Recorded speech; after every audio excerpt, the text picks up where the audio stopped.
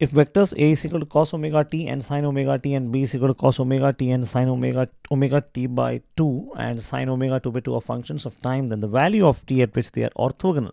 Okay. So when they are orthogonal, what do we know? That A dot B is equal to 0. Now what is A dot B? A dot B is cos omega t by 2 plus sin omega t by 2, and this is equal to 0. Now this is of the form cos A cos B plus sin A sin B.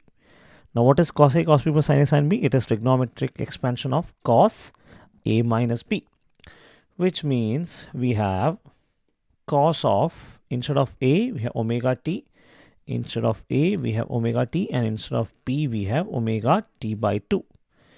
So A minus B will imply omega t minus omega t by 2 is equal to 0, and instead of 0 we'll write cos 90, right? Because cos 90 is 0.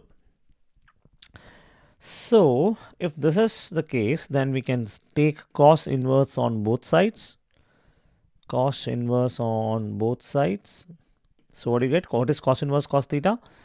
Cos inverse cos theta is equal to theta. So what we get here is omega t minus omega t by 2 is equal to pi by 2. So omega t minus omega t by 2 is 1 minus 1 by 2 is, which is 1 by 2. So we have omega t by 2 is equal to pi by 2. 2 by 2 is 1, and therefore t is equal to pi by